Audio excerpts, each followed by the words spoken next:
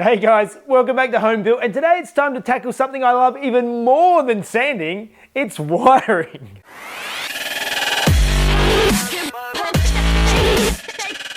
Okay guys, so a bunch of your tips from last episode on my polishing has really worked well. Some of the things I was doing, which I don't know where I got, I was spraying a bit of water on the body, and a bunch of you are like, no water necessary, and that actually helps quite a lot.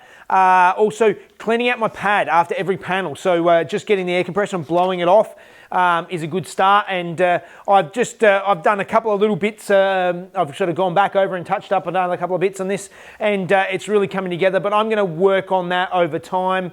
It's not something I need to do right now. Now that it's sanded back, it just needs more time polishing. So as I get time, I'll sort of fill in and do that. So I'm armed with a printout of the Zeds wiring diagram. This is a printout from a left-hand drive car. My car's a right-hand drive car. There's a couple of little things that are slightly different, but I'm going to use this at least as a bit of a reference to work through. And I'm really not great at wiring, but I'm going to give it a go and get stuck in. So first things first, let's get into this engine bay and see if I can start sort of tying together a bunch of the things that are already close.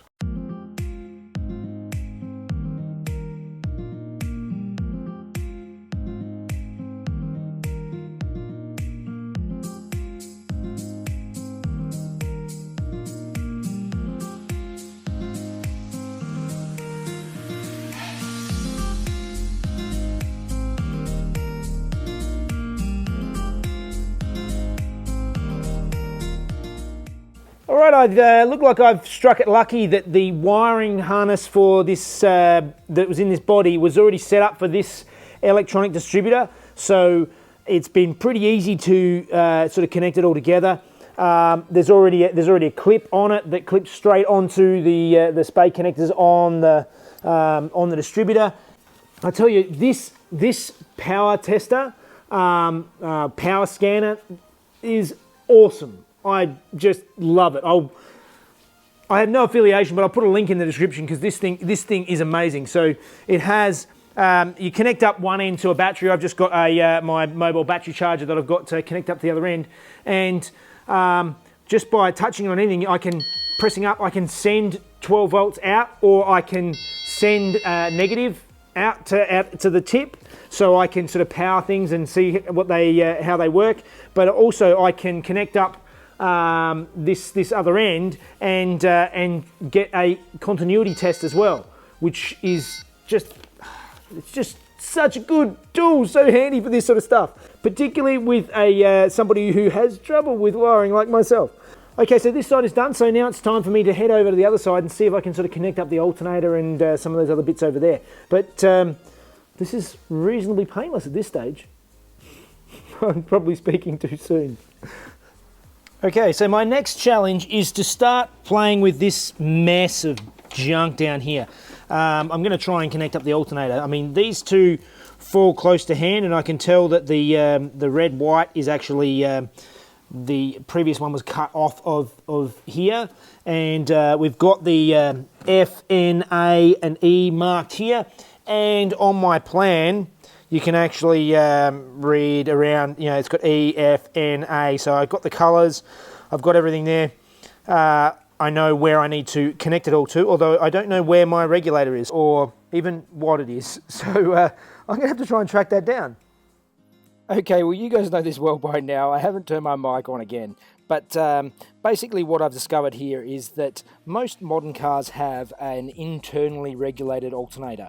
And the Zeds are obviously an older car, and they had an external regulator, so it's another thing that I don't actually have. So I'm going to have to head out to Zach's to get one. So can't do any more on this right now, so I'm going to move on to something else. All of this wiring is pretty pointless unless I actually have a battery wired into the car. I've got the battery here. I don't actually have the original battery cables for the car. I never got them with the car.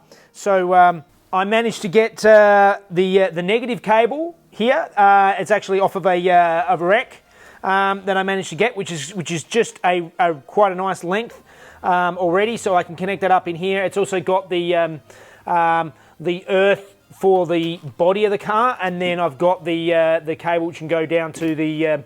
I believe a lot of them are connected to one of the bolts on the bell housing on the gearbox to mount it to the engine. So I'll connect that up now. And for the positive side, I just went down to Super Cheap, and they've just got these generic lengths of cable. So this is going to be my positive, and I made sure I got a little red. What do you call it? You know, positive battery cover so that it doesn't short on anything, and also it's nice and red and bright saying, "Hello, I'm positive." But before I connect them up, I've actually got to secure the battery in. The battery I've got, but I haven't actually clamped it down yet. So I've got this sort of generic clamp, which it will clamp onto one side. I've just got to make a mounting point for the other side, and then make sure this battery is secure before we go any further.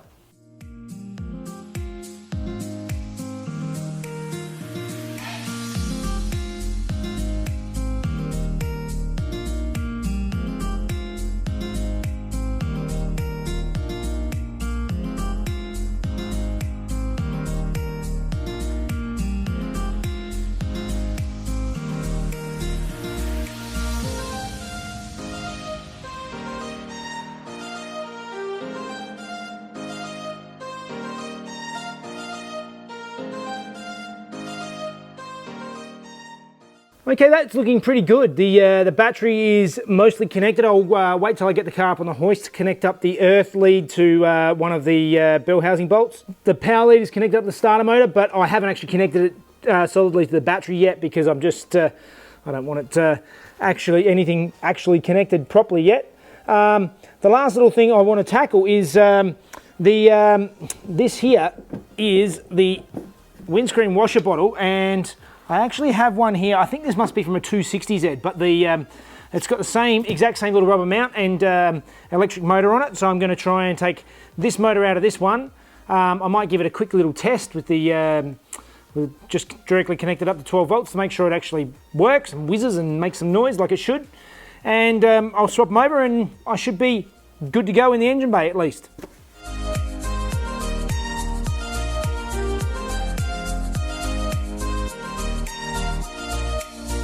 Here's an example of how the power scanner actually does its job. So I've connected the negative up here, positive and negative to the power scanner.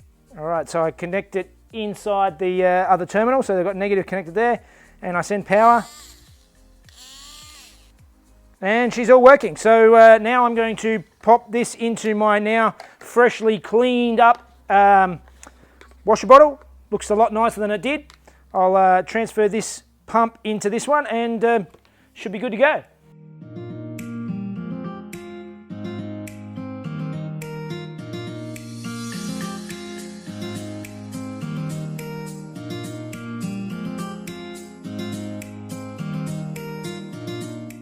All right, my next unenviable task is to go through and to sort out all this mess of wiring that's under the dash here. Nothing is really labelled. It's bits and pieces chucked together from who knows where. So it's going to be interesting, but and probably not that interesting to film. But I'm just going to have to get in under here and yeah, wriggle around and see what I can work out.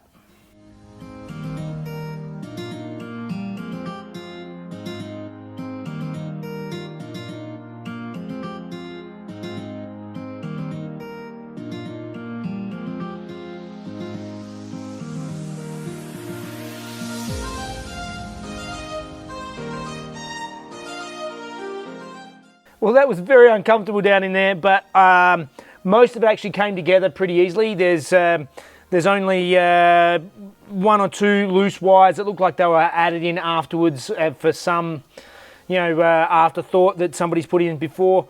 I've left them loose in there for now. I can go through and sort them out later, but all of the main harness actually, the benefit of using all factory harnesses is that even though these dashes and different parts, probably from different cars, it all still links together. The wire colours all match up, which is a nice relief. It's nice that something's actually going together nicely. So that part is done now. I still need to get the. I've actually got my key barrels all away at a locksmith getting keyed alike, as I've got bits and pieces from different cars. I just want to get them all so they're on the same key.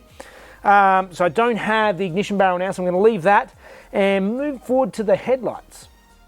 So I've got my headlights here for the car. This one has already had the back part of it all painted black and is looking a bit nicer. This one has not, and also this ring around the outside, it's a little bit bent up and not looking that pretty on either of them really, so I'm going to go through and just try and make them look a little bit tidier now before we fit them to the car.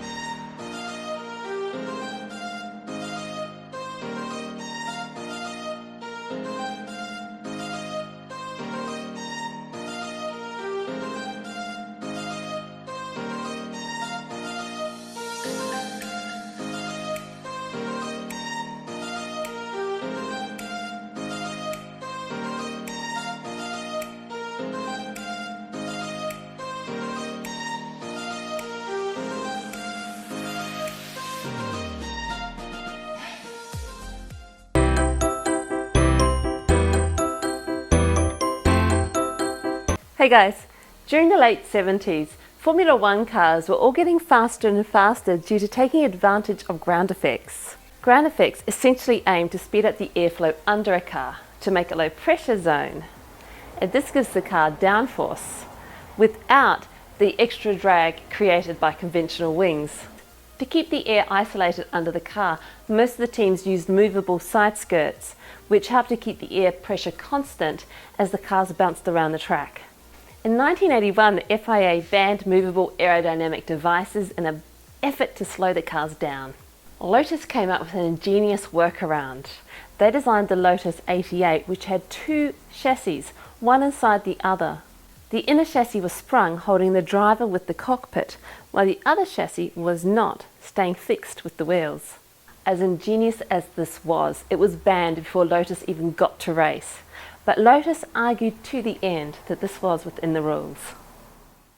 Alright guys, and that's obviously not as much as I hope to get done, but I've actually filmed all that yesterday. Today I was actually out at Zach's and I've got a whole bunch of new parts to put on the car. A lot of the bits and pieces that I sort of didn't have before or whatever. I think I've got pretty much everything for the car now, which should be great. I say that's famous last words. We all know where that's gone before. Hopefully, at least I've got enough so that I can get the car on the road, and then next time I'll actually be able to drive it out there and get any other extra little tiny bits. I'm sure I need little bits, but we'll be close.